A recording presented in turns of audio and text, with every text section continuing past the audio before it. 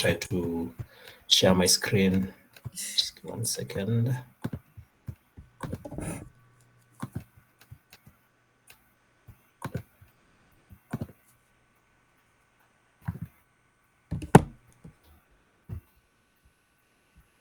In case you can see my screen, just let me know right now. Going once, going twice. Okay, cool. Thank you so much, Esther. Welcome, everyone. Somebody then issue? Okay, cool. So as Esther said, my name is Kelvin Gakuo.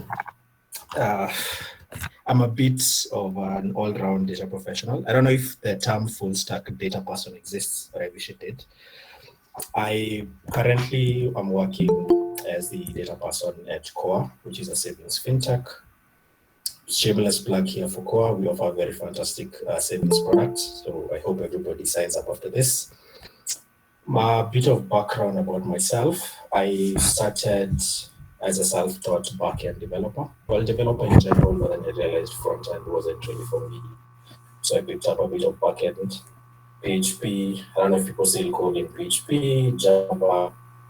And then over time, I got into the machine learning hype. This was actually in university.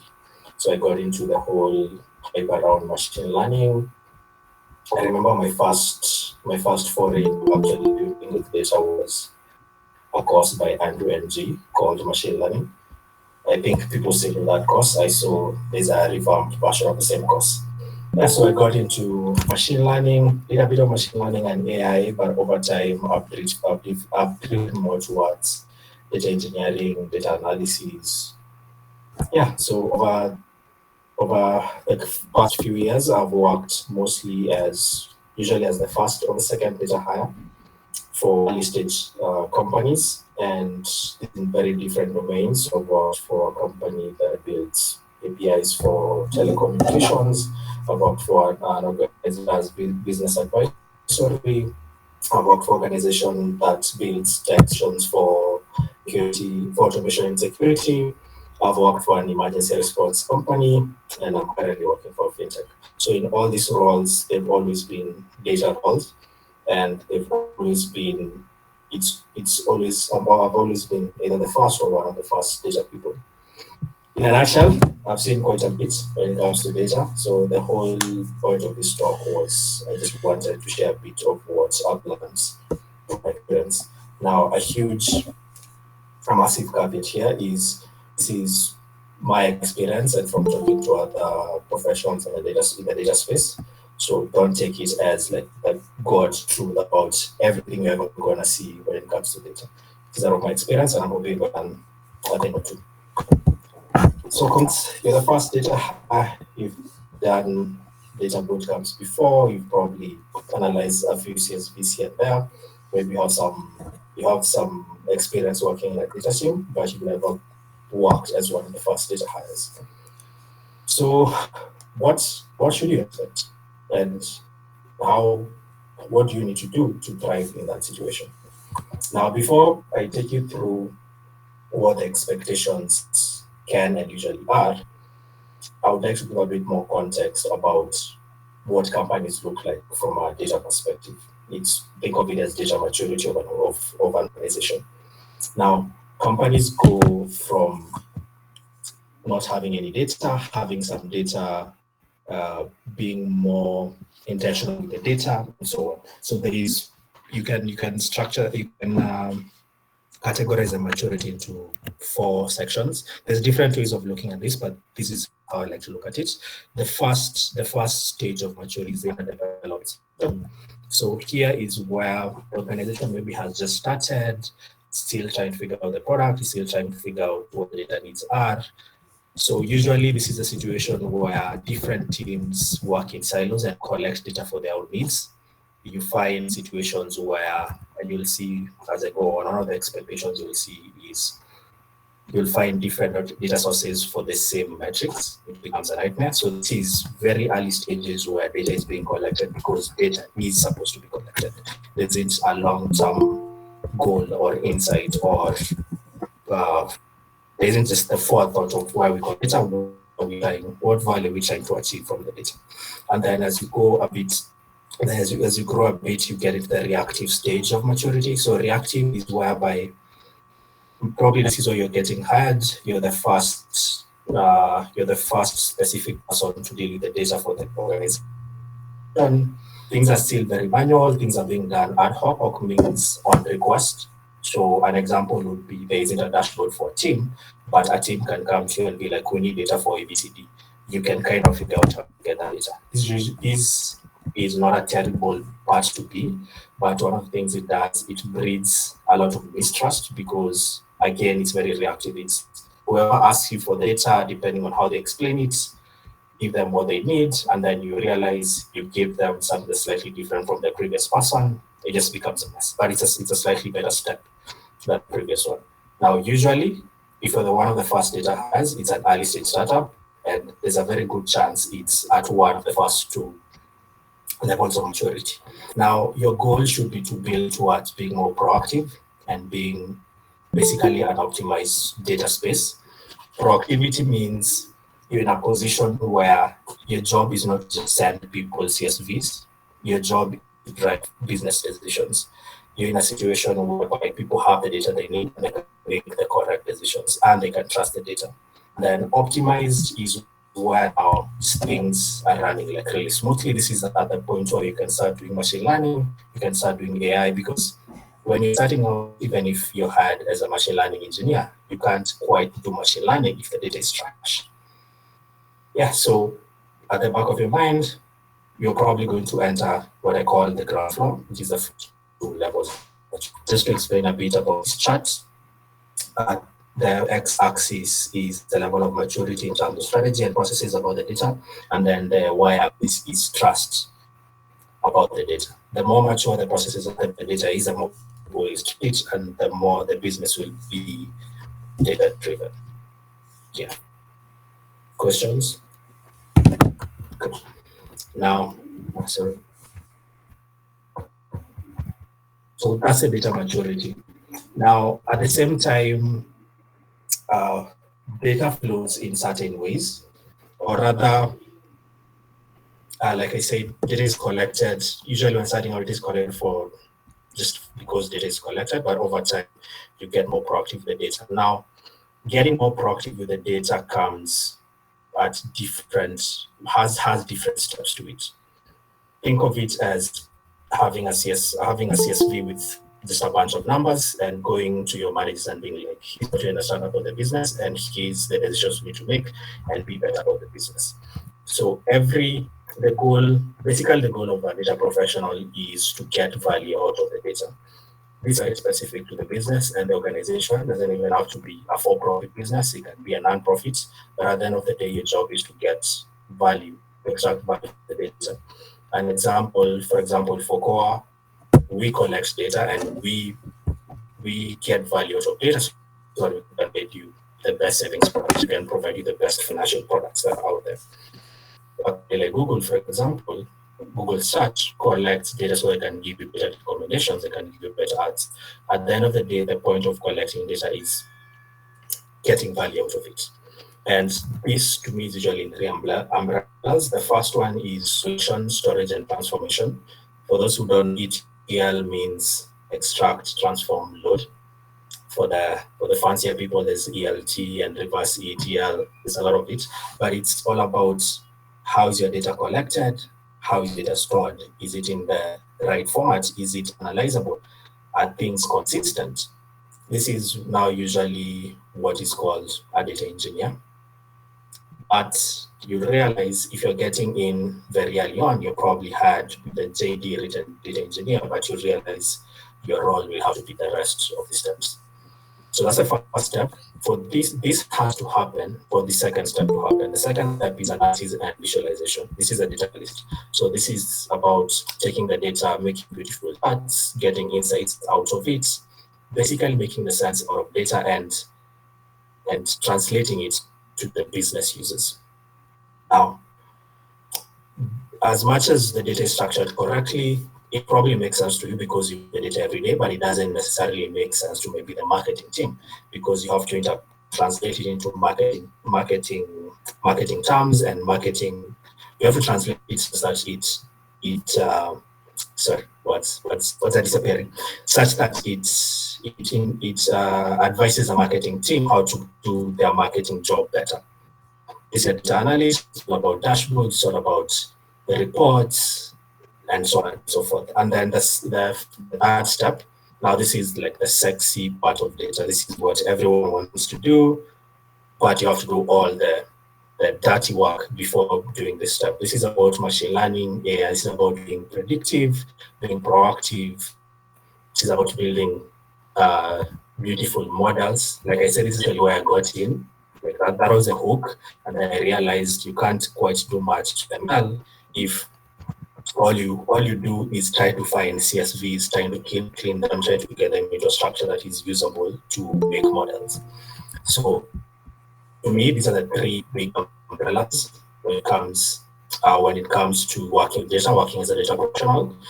If you're the first hire and the second hire, you will need to have a bit of skill for each of these umbrellas. Your J might say ML engineer, you get in there. At the back of your head, you should know you're just a data professional, and there's gonna be it's not really a problem. You should actually embrace it, but there's gonna be a sense of you need to apply your skills to each of this. Because let me give you an example where you want. Let me look for an example. For example, when you do like course or a bootcamp, you usually have an assessment where you're given clean CSV files or a very clean SQL table, and then you're told to predict, I don't know, house prices or whatever. This isn't the reality. If you go into an organization and you're the first person, you want being hired into a team of data engineers and a team of ML engineers, nobody's gonna give you a pristine SQL file for you to do predictive analytics on. You're going to be expected to figure out how to get whatever data they have into a state that you can start learning on. So this shouldn't be discouraging. It's actually a huge opportunity for you to learn and also maybe realize maybe machine learning isn't really my beat. Maybe, for example, for me, over time, the engineering bit and the analysis bit is more what drives better for me. Yes, so two things to note: you're probably getting in at the early stages of maturity of the organization, and you're probably going to need a bit of skill in each of these umbrellas. I'm going to give a few seconds for any question. Any burning questions?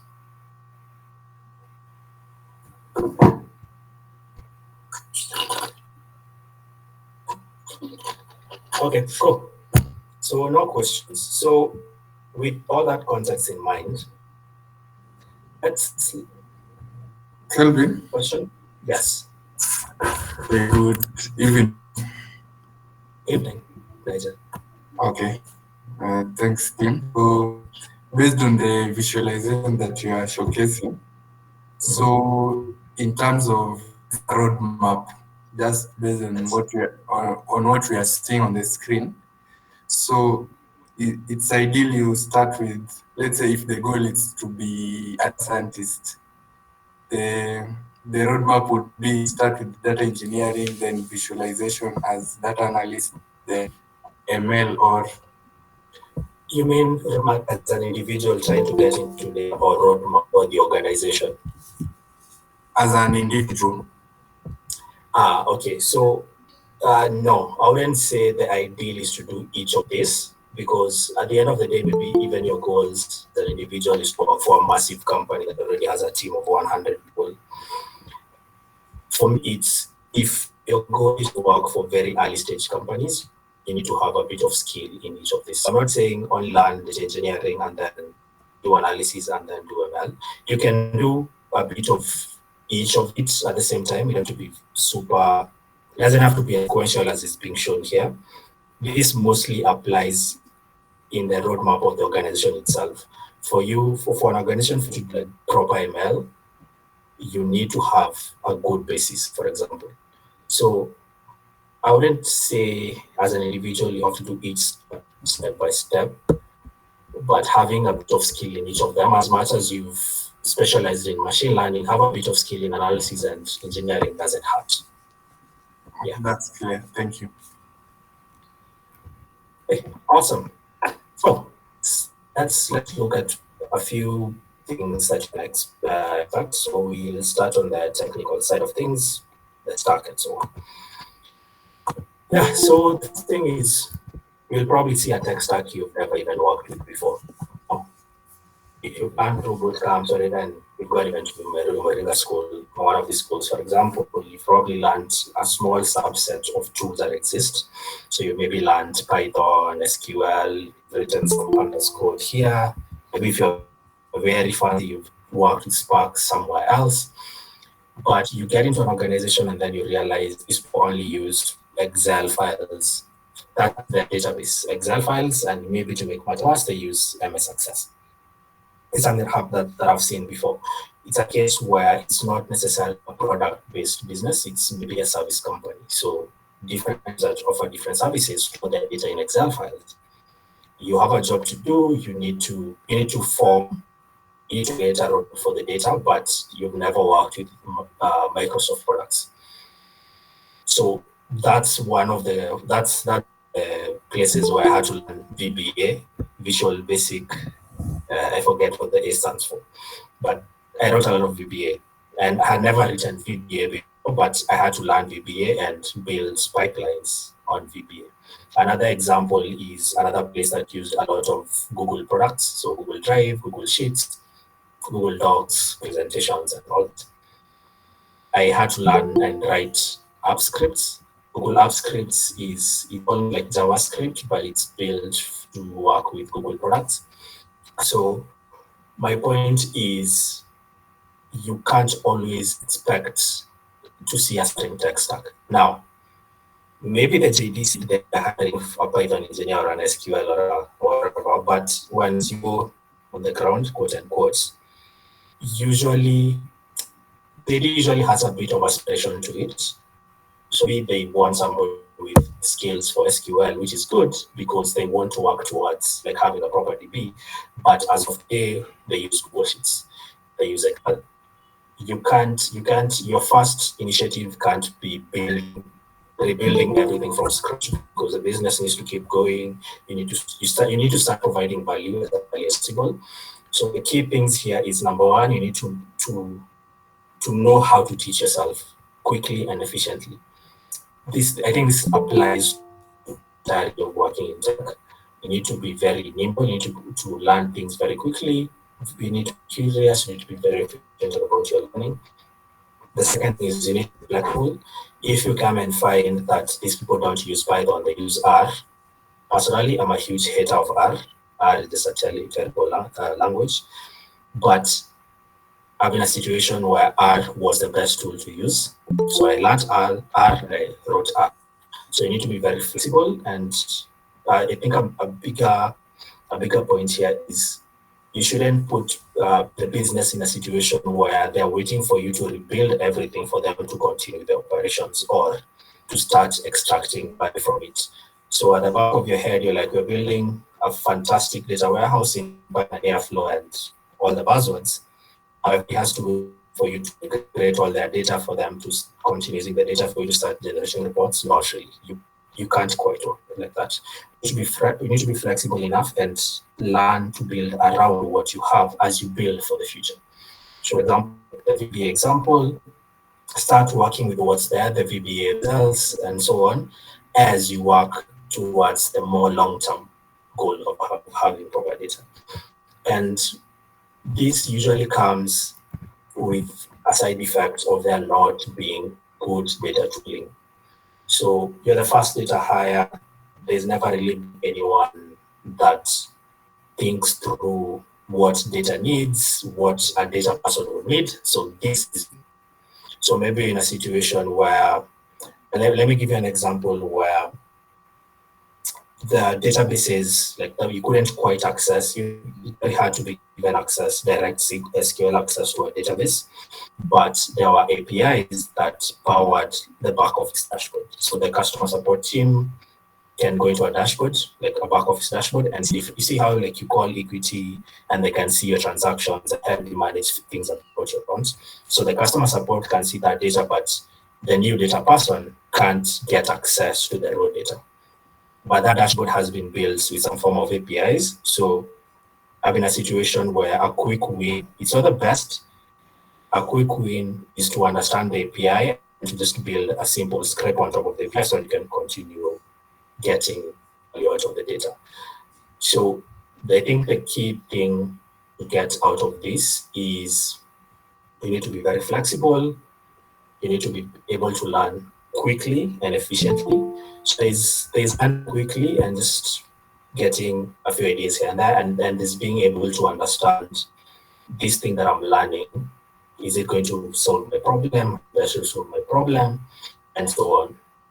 So again, this shouldn't be discouraging. The way I look at it is, at the end of the day, it's a learning opportunity. So at least out of VBA, at least in Google Apps scripts, if I ever end up in another situation where I need to use Google Apps scripts, that's not a roadblock for me. It's I can quickly get through what I'm trying to do. I've been also in a situation where the architecture was mostly in Scala and Spark. That was a nightmare. I kind of figured it out. Yeah, so in terms of tech, these are usually the first two things that really pop up and they get very, very annoying. Back of your head, the goal for you should be building the foundation for the future, for the see the vision you have, but you need to be able to work for now. Cool. And then the next two things that you notice on the tech side is as an effect of evolving goals of the organization. Now, what I mean by that is you've gotten into a company that's still young, maybe it hasn't quite yet figured out product market fit. Maybe the product itself isn't fully figured out. Maybe it's a service that's being offered. Maybe it hasn't been fully figured out. There's still a lot of evolution of the product. Therefore, the data evolving. The needs of the business in terms of the data are evolving. Data sets that are available to you are evolving. Let me give you an example. So you've gotten in, there's a production database for whatever product there. The database is designed in a certain way. Maybe it's designed as a very normalized service. You build your analysis, maybe you build pipelines, you build your pipelines on top of like the very normalized tables, fantastic reports you build, everything is working, and then maybe a new CTO comes in, maybe there's an initiative by the developer team to redo the backend. It's your job is a bit separate from theirs, so you can't be like, you guys can't redo the entire backend because my analysis will break. For you, you need to be able to be nimble, to be okay with just changing everything. You need to be okay with just tearing down everything you built and building afresh.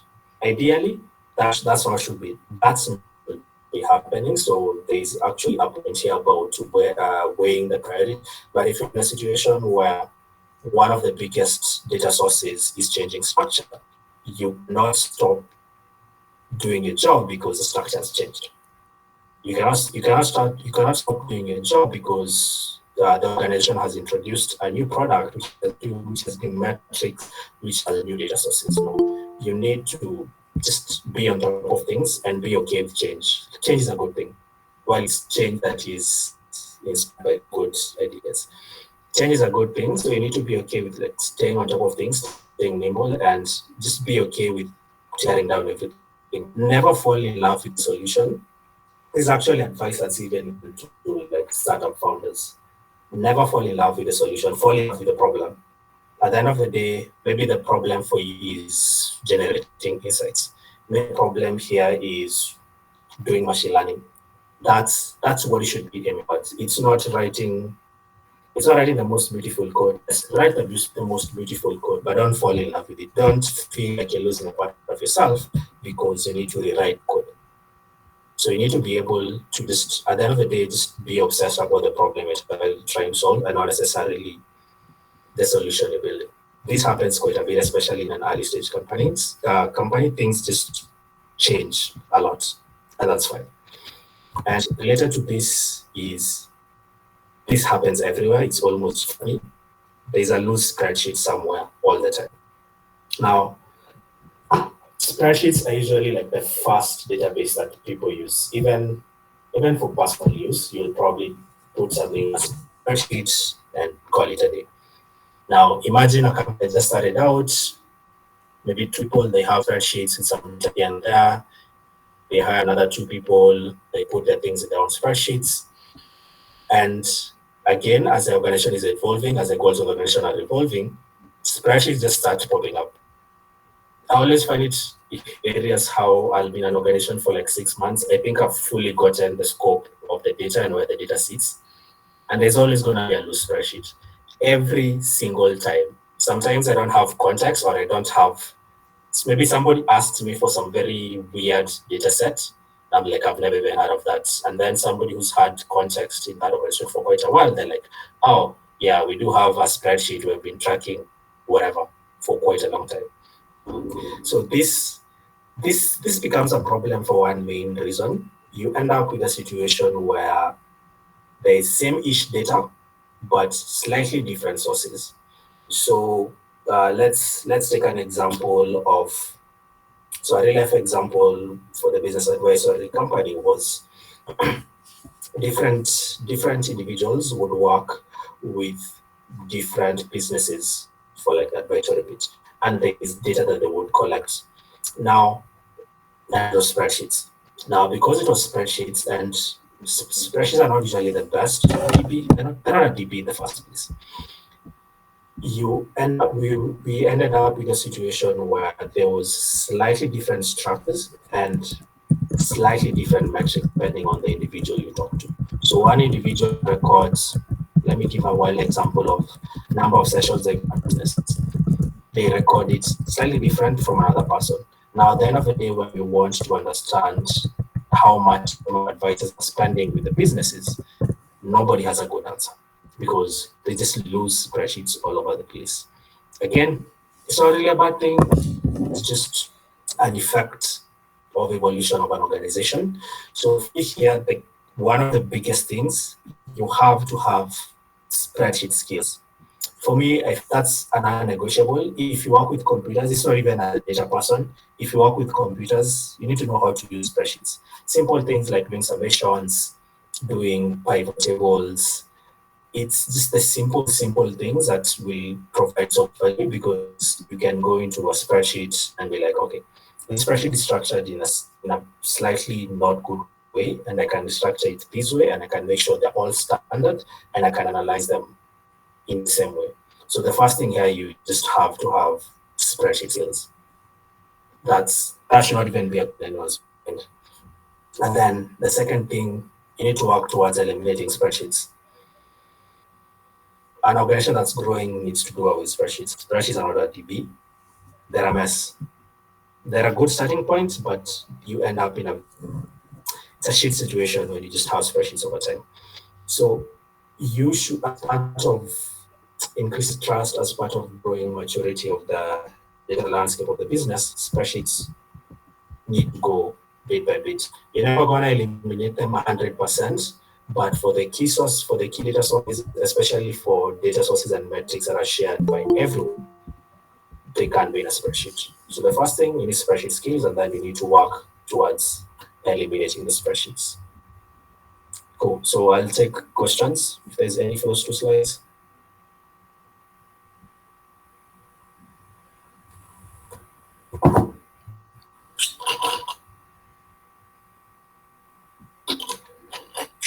Okay. So, yes. Also, I hear question. You mentioned we need to quickly get rid of Google Sheets for it to be for the purpose of efficiency. What exactly for people with less data knowledge should we do in the case where our data person is there, so to speak? Yes. So okay. So there's 2 perspectives here. So there's a perspective of the people using the spreadsheets who don't have the proper data skills, and then there's a data person trying to eliminate the spreadsheets. So these 2 people have to be on the same page. So I can't just, as a data person, come to your team and be like, you guys from today are not going to use spreadsheets and not give you a solution. So as a data person, I should actually approach it more from the I'm almost a product developer, so I need to figure out why you're using spreadsheets, how are you using spreadsheets, and what's a solution that works for both of us. So it's not upon as the team to figure out the solution, because at the end of the day, it's a problem that's mostly on my side and not on your side.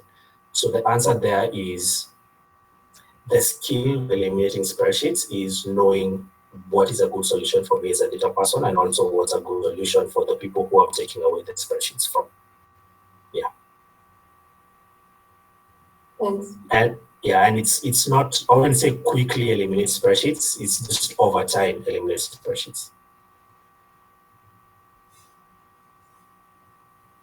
Any other question? Hi, Kelvin. Yes. For data sources, like this kind of organization, they don't use like, the normal databases, the normal databases. Like they're using SAP, and the way SAP stores the data is a bit complex. How would you advise them on your part? So the first thing, I'm not even sure what SCP stands for. What is SCP?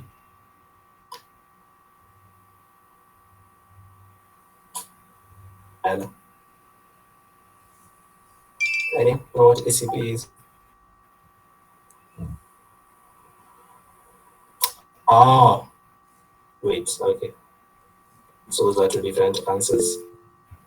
A is a backend language. SAP is a ERP software. I'm guessing, I don't know if she dropped off. I'm guessing about SAP. Second, if you're still on, kindly elaborate what you meant by ACP. Oh, sorry, I left the call accidentally. Yeah. Like it's actually it's just a data. It's all the data in the databases. It's not like the way you're used to the normal relational or relational databases. It's some application and product something. I really can't recall the acronym in full, but it's mostly is in the organization and in stored. Yeah, so this was now the first point I had about a tech stack you might have never seen. So usually the first thought is we need to get rid of this tool and tool that I'm using. That's not a terrible thought, but it's not that you waste so much time for yourself and for the rest of the business, because let's say you decide you want to move everything to a Postgres database. That's fun, that's nice, but the business can't stop and wait for you to rebuild everything from scratch. So you have to learn it. That's my answer for this. You don't have to be an expert in it. You just need to understand it enough and learn it enough to fulfill the needs that you have. So let's say you want to generate reports, you have to understand how it works. If it's a situation where sometimes the situations where you're hired specifically to migrate systems, so they've hired somebody who's good at Postgres so they can move everything Postgres, then yes, spend your time as much as possible moving to Postgres. But you have to learn what's there. That's why I use the words building around, not over or what's there. You need to build, you just have to learn that system. You don't have to be an expert, you just have to learn enough to get moving. At the end of the day, they're all built by people, and the bigger the system is, probably the more popular it is, the more help you can get online. I mean, we spend so much time online, it's quite easy to learn. So as long as you know how to learn is a skill by itself.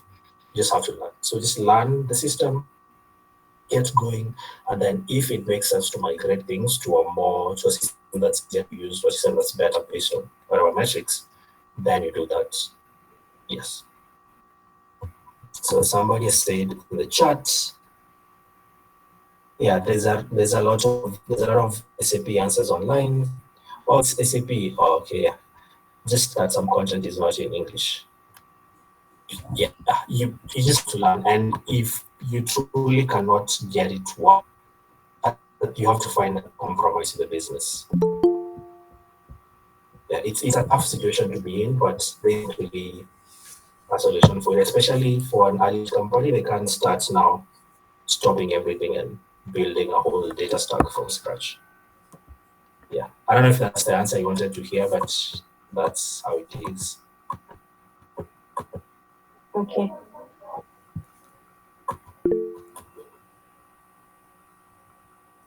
What are some of your thoughts on the best ways dev teams can work with the data team? That's CTO. So for me, the first thing is usually if there's any changes. Okay, so it's two things actually. So the first one is just document what the tables are, especially. So I'm looking at it as a dev team that builds the backend. The front end doesn't really concern me that much, but the backend, just document everything. It should be clear to me that if I go to table users, this column means this, and it always means this. And here are the data, here are some of the examples I can find in that database. What really happens is the backend evolves so quickly, things fall through the cracks, and that's how you end up with agricultural. An example is but slightly differently depending on where you're looking. So the first thing is just document the backend, and then the second is if there's any restructuring on the backend, make sure that data team is in, because the data team has to adjust. Like I was saying, the data team has to adjust what the dev team is doing. So documentation and keeping the data in the loop based on like any changes that are going on. Yeah. Anything else before I go into people?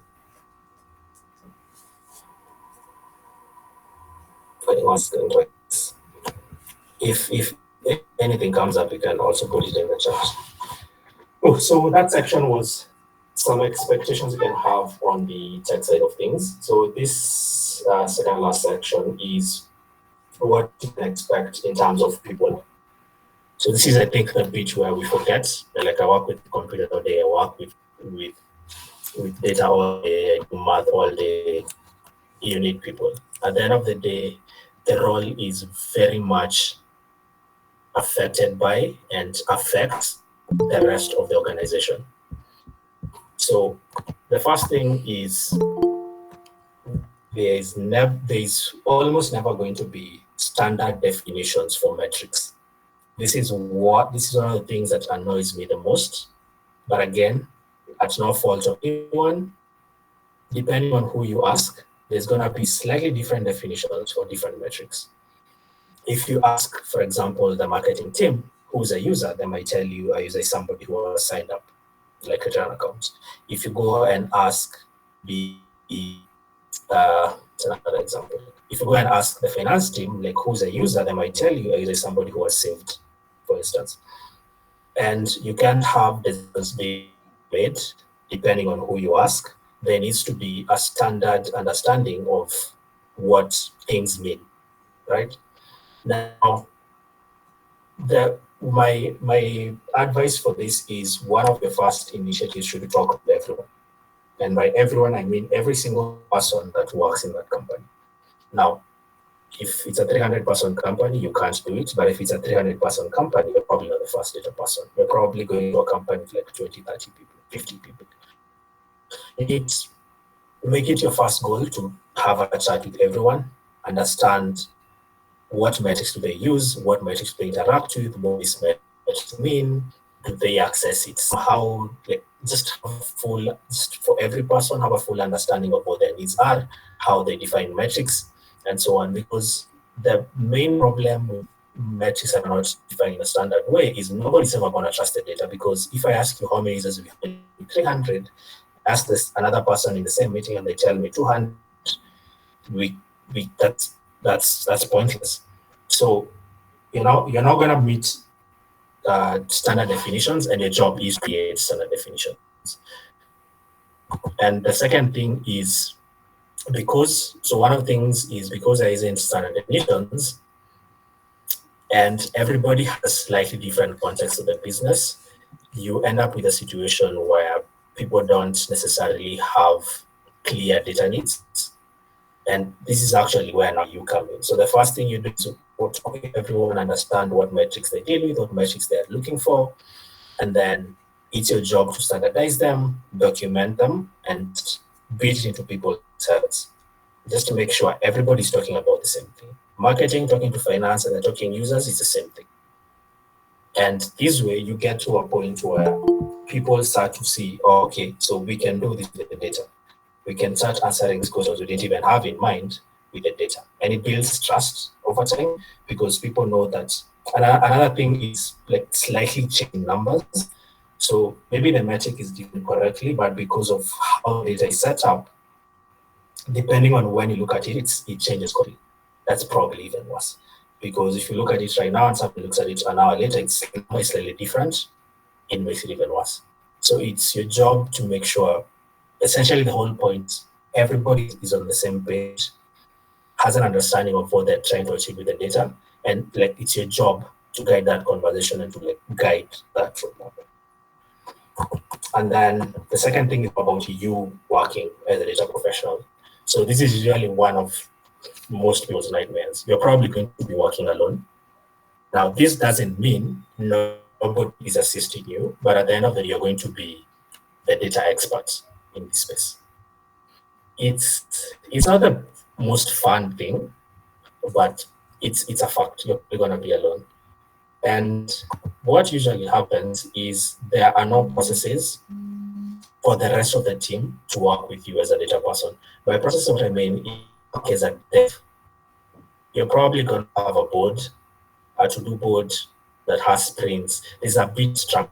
People don't just come to you and they're like, we need you to build this feature. There's a bit more structure towards how you work, how you prioritize work, how you produce work. If you're the first data hire, you're probably going to be alone, and therefore there isn't going to be processes or systems for working with you. This means people are going to Slack you or email you asking for different data sets. Sometimes 5 people ask for the same data sets, but they're all DM'd you, so it's not clear what anybody needs. And this is a very quick way to get into burnout and to get to like serious fatigue because it becomes very ad hoc and everything feels like it's on fire all the time. So here, the one thing you have to do is you need to create a process. It can be something as simple as creating a form that people fill in and it goes into a public channel. This way, if I have a data request and another person has the same data request, fills in the form, I can see, oh, this person, this data, they explain what they need, and to go bother the data person. And then the data person, it can even be just messages on a Slack channel, just some form of structure and transparency where the rest of the team can see this is how I ask for data. And everybody can see that this is the data that has been asked. And it's for you to also set more or less boundaries. Okay, this data request will probably take me a day or 2 days. Therefore, as a person who's requested, can you expound a bit on the emergency of the data, on the urgency of the data? Do you need it today? Therefore, do I need to drop everything? And this starts to get into more questions about like the impact of what they're asking and so on. But at the bare minimum, there needs to be a structure for working with you.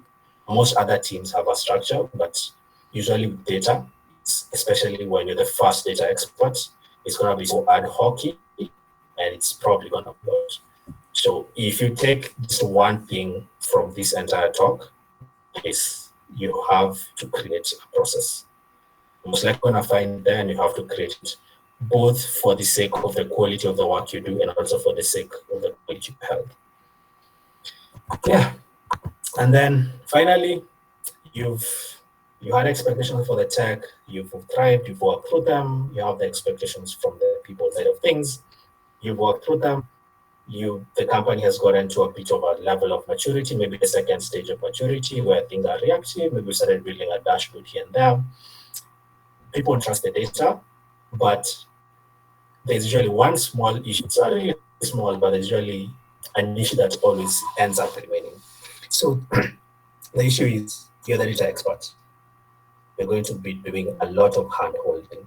So by hand-holding, what I mean is you've gotten into a situation where people don't even have access to metrics.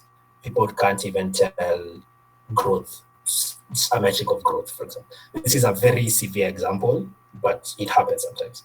So people don't have access to simple metrics. And then you're like, I can structure the data like this, I can build a pipeline here and there, I can make it accessible, maybe you can download a CSV. People start to trust, people start to realize, okay, we have a research expert, we can start answering questions before this. What usually happens is the more people realize that you're providing value for them, the more they will ask. That's a good thing. People asking you to help them with their decisions, with what they're trying to achieve with their roles, that's a good thing. But it can very easily slide into a situation where you become what I like to call a glorified CSV puller.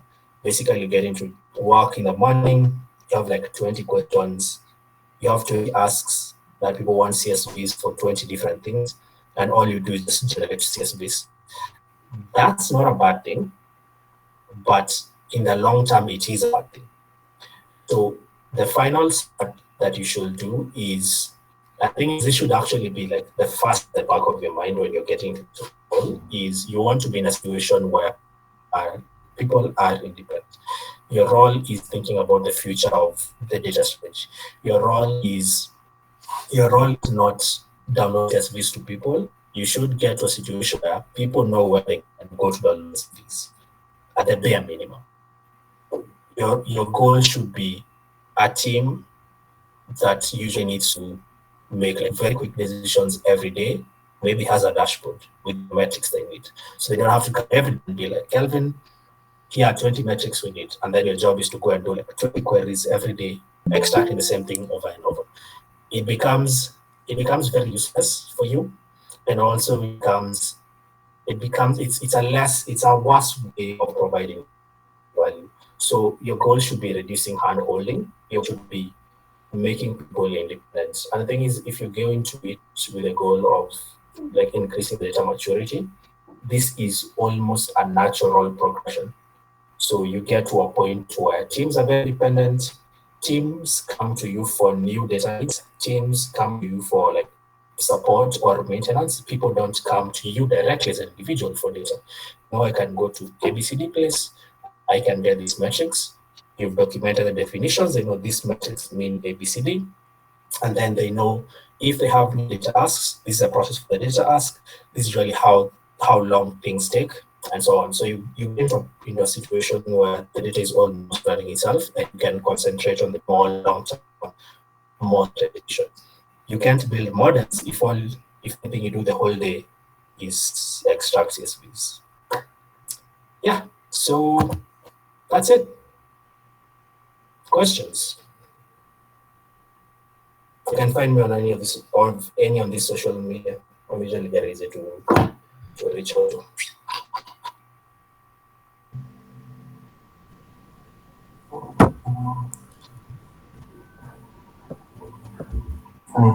I have a question. Yes. So you're a new hire, let's say maybe your first job into data or something of the sort. How do you go about things like the data governance?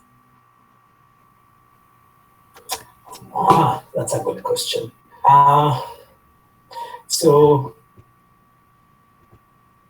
it's a mix of two things. One of the things you realize, I don't know if it's come out clearly, is if you're the first data hire, you need to buy in from the rest of the business. You can't just start doing your own things. You have to get a lot of buy-in from the rest of the business. So to me, the answer would be, if it's really feel like it's your first job ever, probably don't like jump into data governance immediately.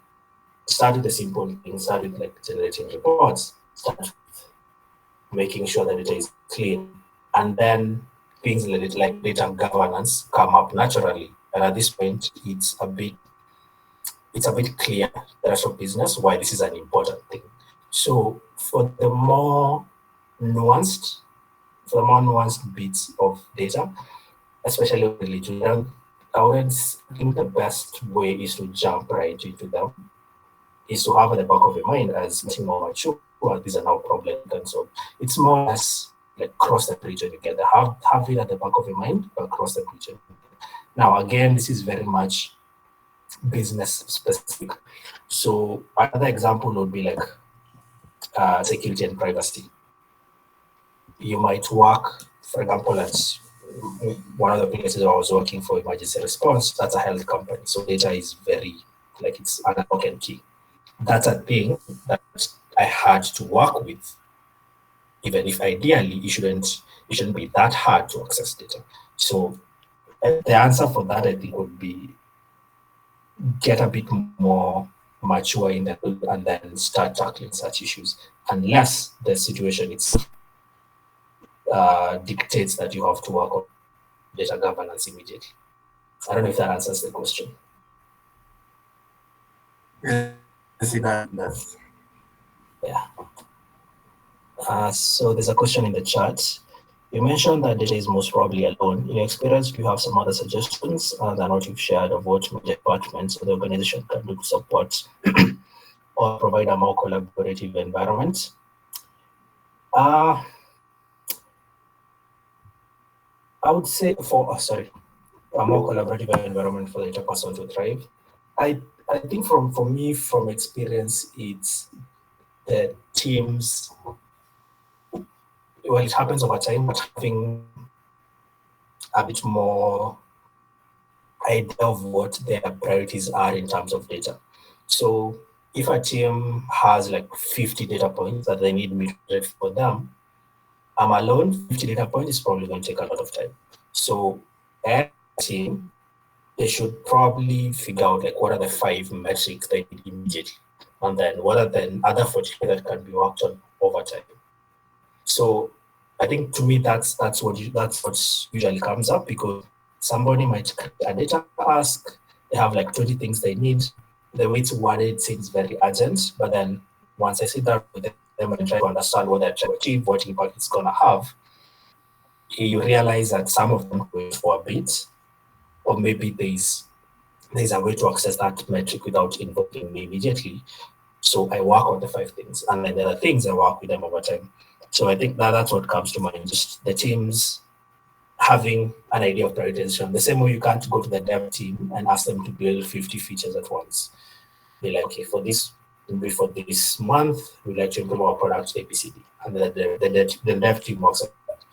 Yeah, it's as a data person, I also feel like it's my job to make sure that the rest of the team understands what I do and how much work that takes.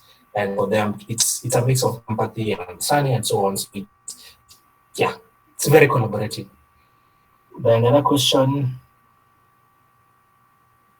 Oh yeah.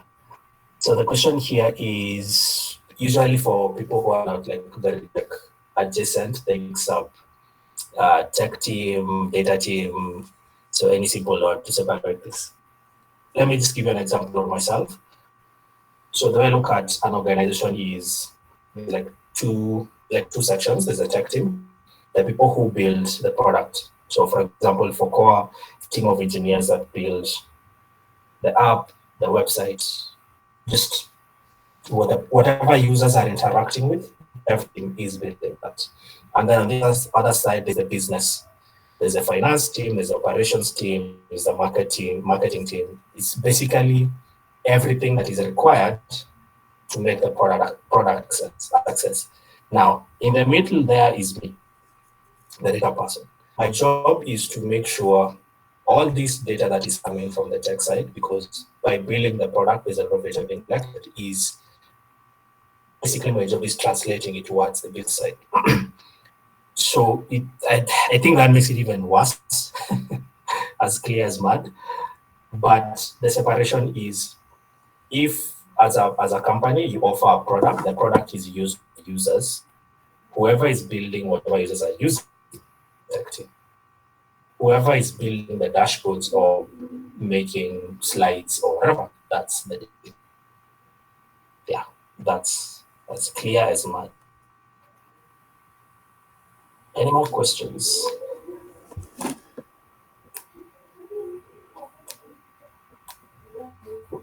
A quick question for me would be: yes, you spoke to in terms of selecting tools for the job. So well, you'd have scenarios under the designated role where you have multiple tools for the job, So perhaps just a walkthrough on how would you quickly select the optimal tool for the job, especially in cases where the timelines may be tight. So the way I do it is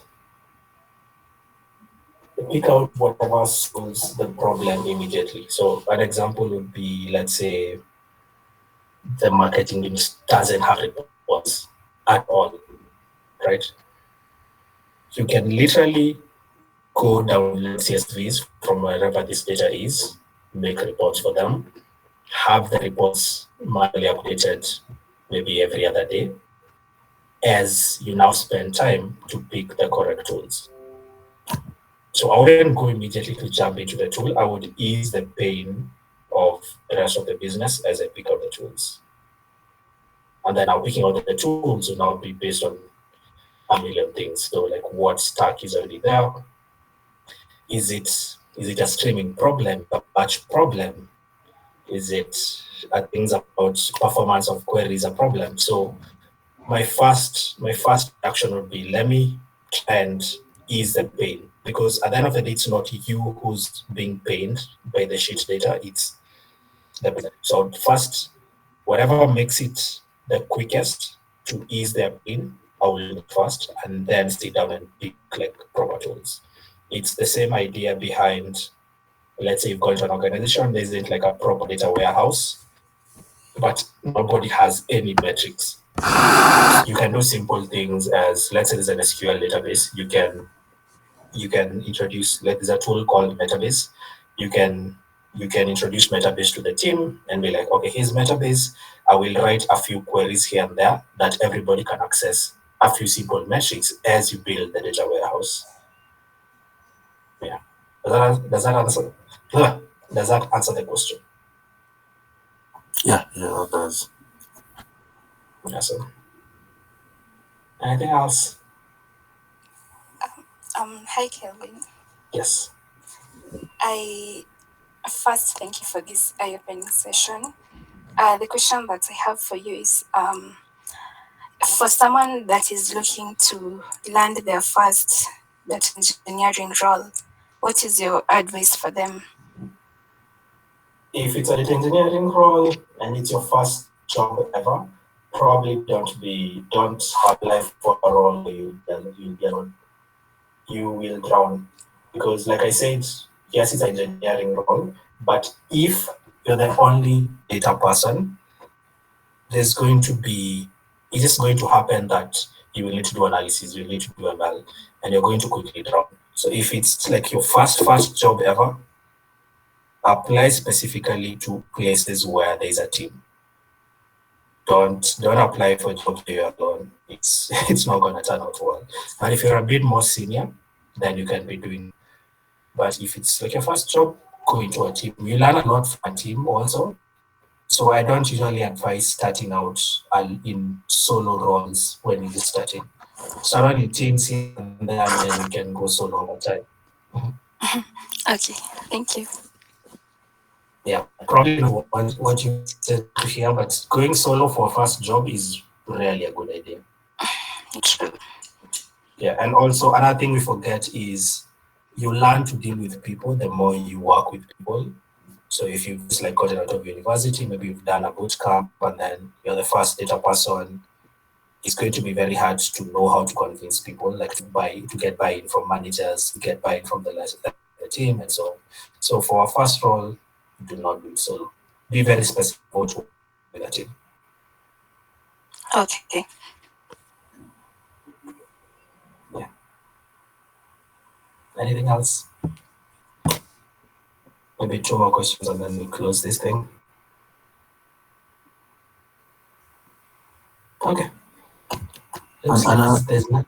Oh, yeah. Before you go, yes. another question would be, we are quickly moving into the big data space. Yes. And well, locally we are catching up. What would your advice be to a starting out data engineer with regards to preparation for the big data side of things? Oh, I love that. I love that. First is don't expect that when a company says they're hiring a big data engineer, you're actually going to use big data. Because usually, if you're like one of the first few data people, probably the person hiring isn't a data professional. Maybe it's like a dev, or maybe it's even maybe a CEO somewhere or a manager somewhere.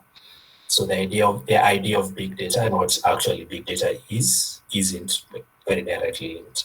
So my first thought would be do not, because when you start learning about big data, you start learning tools like Kafka, Spark, like tools built by LinkedIn to process terabytes of data per second. I don't know if that's hyperbole, but you get what I mean. So I wouldn't say constrict yourself to tools built for actual big data, because in reality, that's very rare. For example, a database like Cassandra, it was built by, who built it? Was it Facebook? A very huge company built Cassandra. They built Cassandra because they had actual big data needs. But then you find a startup that doesn't even have 10 GB worth of data using Cassandra. So the thing is, big data, depending on who you ask, changes a bit. My answer would be yes, learn the tools.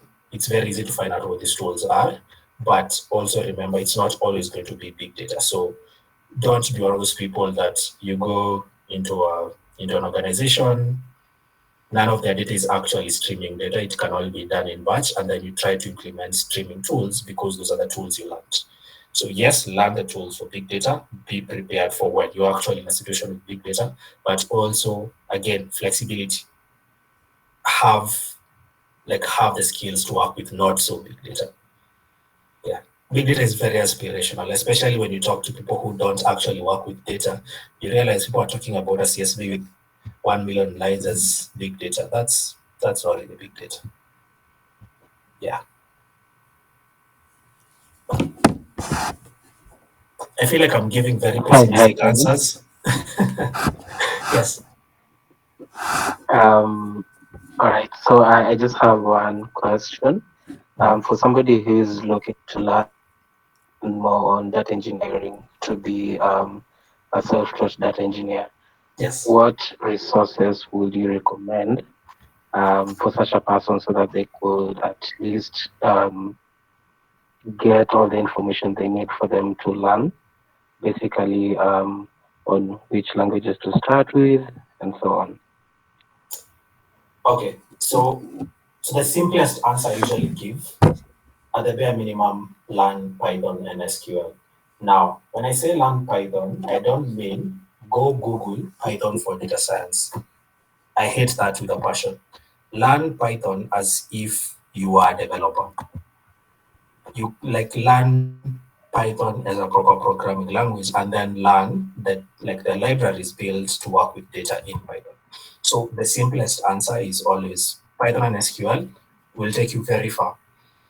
But then there's a lot more, there's now a lot more aside from just learning Python and SQL, because data engineering is a lot about understanding where the data is, getting it from point A to point B in a clean, structured, usable manner. So yes, you may learn Python and SQL, but then you go into a place and everything they have is accessible only by APIs. You don't know what an API is, you don't know how to query an API. So there's a bit more that goes to it. If it was an ideal scenario, I'd say learn as if you are learning backend development and then start learning data engineering. For me, that was the path I took, which made things very easy because I never have to really think about what an API is. It's a very natural thing to me, how to access an API, how APIs are structured, authentication, paging, all that. So if you have a bunch of time on your hands, teach yourself as if you're teaching yourself backend development.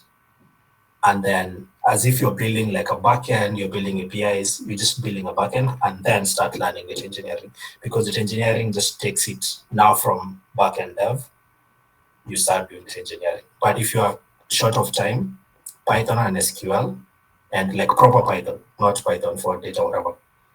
Yeah. not sure. Awesome, thanks. Okay, cool. One more question. It's almost 9:15.